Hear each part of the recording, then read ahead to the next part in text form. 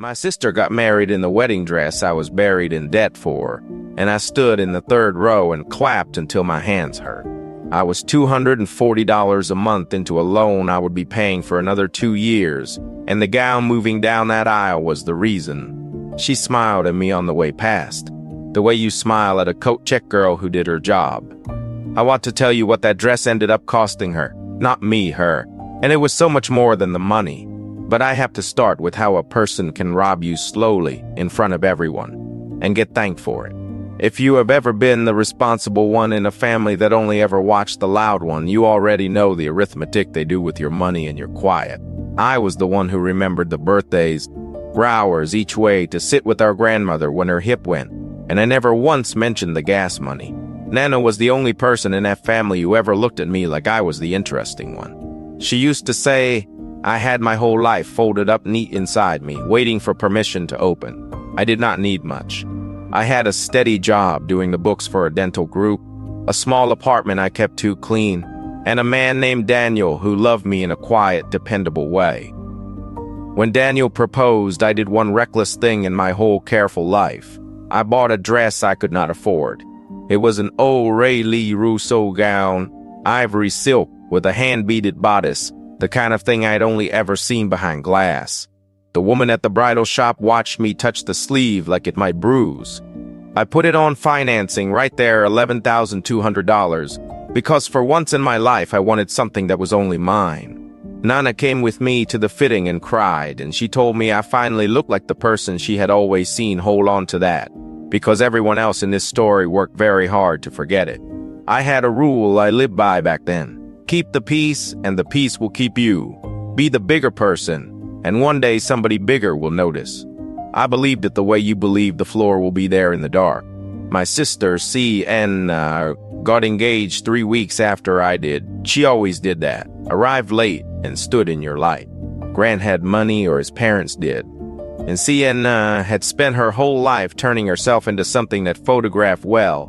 She had a little following online by then. A few thousand people who watched her show off flowers and cakes in other people's houses. When she saw my dress hanging in my closet, she went very still, and then she got warm in the way that always meant she wanted something. She said her own gown would not arrive in time for her engagement shoot, and her photographer could not move the date. She only needed to borrow mine for one afternoon just to stand in it for the camera. I said no, gently, twice. And our mother called. Mom explained to me slowly, like I was the difficult one, that Sienna's wedding was going to be the big family event, the one with the important guests, and mine was going to be small. She said it would mean so much, and that family shares, and that I, of all people, understood sacrifice.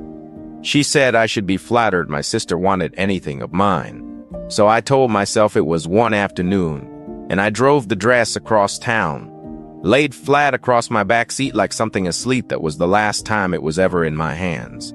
The afternoon became a week. The week became her fittings because the dress needed taking in, and it made no sense, they said, to keep moving it back and forth. Then CN posted the photographs in my gown on a stone staircase with a caption about how she had found the dress of her dreams and cried the moment she knew it was. The 1,000s of people told her she was a vision. Not one of them knew my name or the loan or the 4 bookkeeping clients I had taken on at night to make the payments. When I called her, she laughed like I had told a joke. She said I was not seriously going to make her cancel her whole wedding over a dress I had basically given her. She said it fit her better anyway. So I went to my mother. My mother told me that if I made a scene over clothing, I would be the one who ruined Sienna's wedding, not Sienna. She said it in the kitchen I grew up in, drying a glass she had already dried. And I looked around that house at all the people I loved, and I did the thing I had trained my whole life to do. I let it go. I told myself the dress did not matter. That being good was its own kind of rich. I kept making the payments, $240 a month for a gown I would never put on. 6 months later, she married Grant in it. I sat in the third row because a cousin needed the aisle seat for her stroller, and I clapped. My grandmother sat beside me and did not. Nana leaned over halfway through the vows and whispered that a person who takes what you love and smiles is not confused about what they are doing. I told her to hush. I shushed the one person in that church who saw it clearly. Here is what a dress you never wear does to a life. The payments did not stop just because my heart had moved on. That winter, the dental group was bought out. The new owners brought their own bookkeeper, and I was handed a box and a handshake I had taken to night clients to cover the gown, and now the day job was gone out from under them. I fell behind by 1 month, then 2. The loan was in my name alone. So when it went bad on me alone. My credit dropped like a stone down a well. When my lease came up, the management company ran my report and would not renew a single woman with a default and no steady job. I moved my whole life into a storage unit and a spare room in Daniel's apartment, and I started flinching every time his phone buzzed. Sure, it was finally him doing the math on me. Meanwhile, Sienna was thriving. The wedding photos, the ones in my dress, had done something for that little account of hers. Brides messaged her asking where the gown was from, asking her to help them find their own. She started calling herself a bridal stylist. And the story she told, polished smoother each time she told it, was that she was the one with taste, the one who found beautiful things, while her sad older sister could not even hold down a job. My own aunts began to look at me the way you look at a stain you have stopped trying to remove. Then Nana got sick, not the hip this time, something in the blood, the kind of sick that has a countdown inside it. And this is the part I still cannot tell you evenly, because I was the one they cut out. And my mother told the family I was unstable, that I was jealous of my sister to the point of making scenes. The being around me put Nana's health at risk. They changed the visiting arrangements at her care home, and they left my name off the list. I drove the 4 hours anyway and stood at a front desk while a kind, tired woman told me she was so sorry. But the family had been very clear. Through the glass doors, I could see the corner of a room with balloons in it, and I could hear my sister laughing. She was in there filming herself feeding our grandmother pudding for her followers, under a caption that said, "Family is everything." I drove 4 hours home with my hands at 10 and 2, and did not cry until I passed the county line. After that, I stopped opening the mail, stacked on the counter, thick and edged in red. And I taught myself to look at the wall just above it. Daniel was gentle about all of it, and that made it worse. Because a person you cannot pay back should not be loved patiently, she should be earned. Started sleeping through the day and lying awake at night doing a very quiet, very calm kind of arithmetic that had nothing to do with money. Not planning anything. Just testing the way you test a stair in the dark, whether the world would tilt at all if I were not standing on it. I had stopped answering when Daniel said my name from the other room. That is how far down it went. Pull me back up was not a kind word. It was an insult, a small one. And it turned out to be the best thing that ever happened to me. One night I could not sleep and I was scrolling in the dark the way you press on a bruise. And I found Sienna's newest post. She had opened a boutique, a real one, with a lease and a window, called Maison Sienna, selling gowns and styling to brides who wanted her taste. And in the window on a headless mannequin under a warm gold light was my dress. The caption under it made my whole body go still. She wrote that the gown in the window was the one that started it all, and that the designer, Aurélie Rousseau herself, had gifted it to Anne. Because she believed in her eye. Gifted. She was telling thousands of people in a fashion house that a gown I was still paying $11,000 for had been handed to her as a present. And somewhere in the numb dark of me, a very old thing stood up and brushed itself off. I got out of bed and I turned on every light in the room, because here is what all of them had forgotten while they rewrote me into the jealous sister. I was a bookkeeper. I keep records the way other people keep grudges. Somewhere in that storage unit, in a file box labeled in my own neat hand, was every single piece of paper. The next morning, I did not call anybody. I drove to the storage unit and I found the box. The original sales contract from the bridal shop, with my name on the buyer line and my signature under it. The financing agreement, $11,200, in my name and no one else's. 26 months of payment records, $240 each. A whole wall of proof that I had bought that dress and never once stopped paying for it. A loan is not a gift. Borrowing is not owning. Nothing in that box said I had ever given anyone anything. I made 3 copies of all of it because the first thing a careful person does is assume the original will vanish. Then I sat with it, and I did not do the thing the old me would have done, which was march over and wave the papers and cry and be told I was hysterical. I had learned one thing down at the bottom: loud losers. They had spent a year building a story where I was the unstable, jealous one, and if I walked in shouting, I would just prove it for them. I needed Sienna to tell the truth in her own words while she still felt safe. So I did something that tasted like ash going down. I sent her a soft message, the kind the old me used to send. I told her I had been thinking about everything, that I was tired of fighting, that I only wanted my family back. And I asked her gently to just be honest with me about the dress between us, so I could make my peace with it. She gave it to me, all of it. She typed it out with her whole chest. Because a person who has never once been caught believes they never will be. She wrote that, yes, obviously it had been my dress. And yes, she had known I was still paying for it. And honestly, I should be grateful because in her hands it had become something, and in mine it would have hung in a closet in my sad little life. She wrote that the Aurélie Rousseau story was just marketing, that everyone in fashion embellishes, and that no one was ever going to believe boring me over her anyway.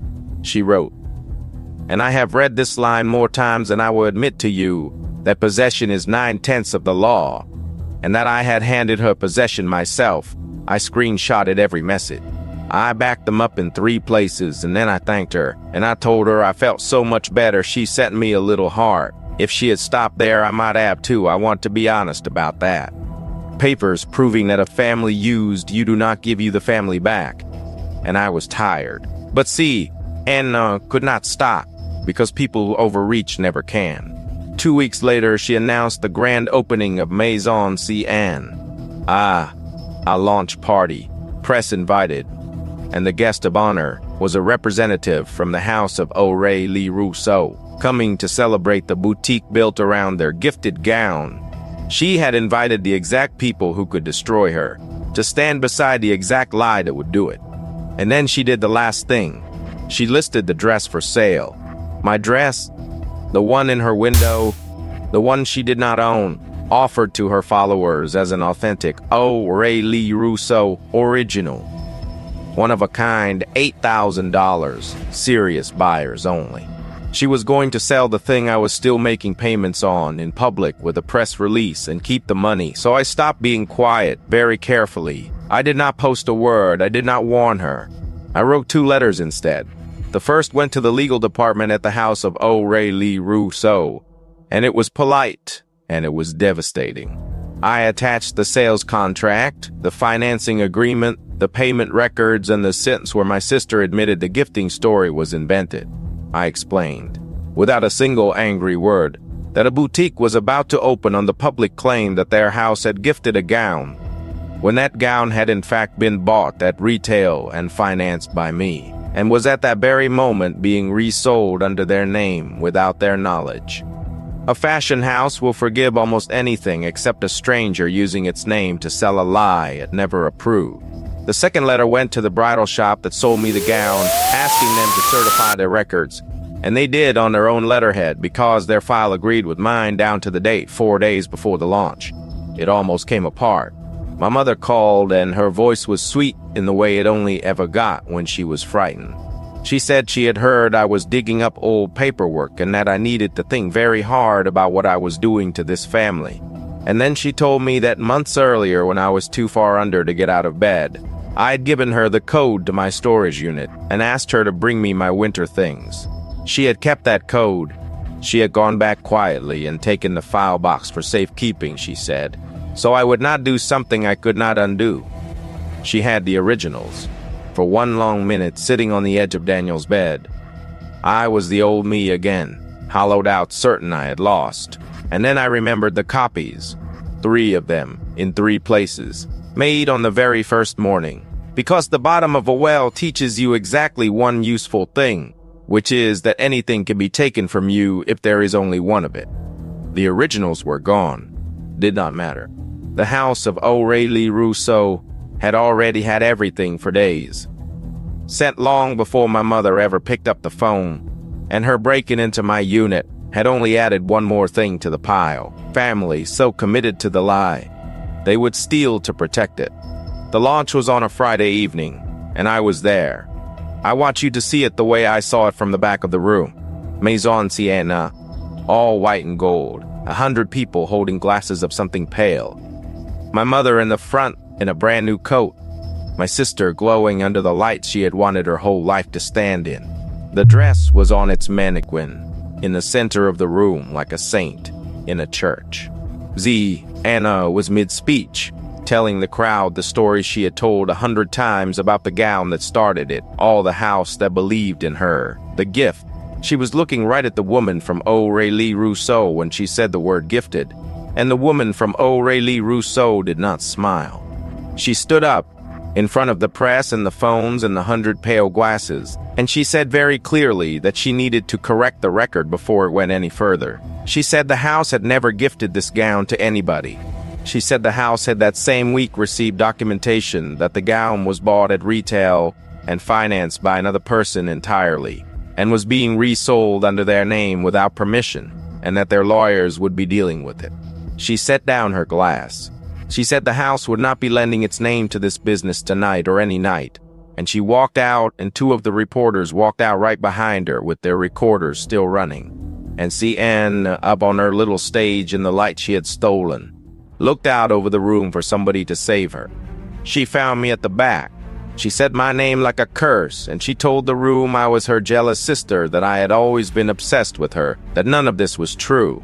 So I did the one loud thing I did in this whole story. I did not shout.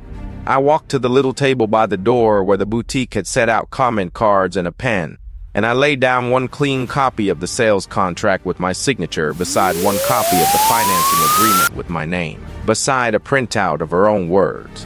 I did not read them out. I did not have to. Her own message was already open on the phone in my hand, the line about possession being 9/10 of the law. The reporter who had not walked out yet leaned in and read it. Then he looked up at her and he started writing. The room did the arithmetic my family had spent a year refusing to do. Everyone there had just watched a fashion house call her a fraud and leave everyone there. Had just seen the paper.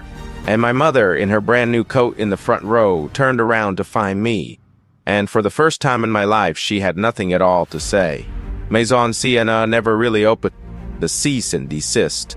The lawyer had promised to arrive, and the Aurélie Rousseau name came off the window by Monday.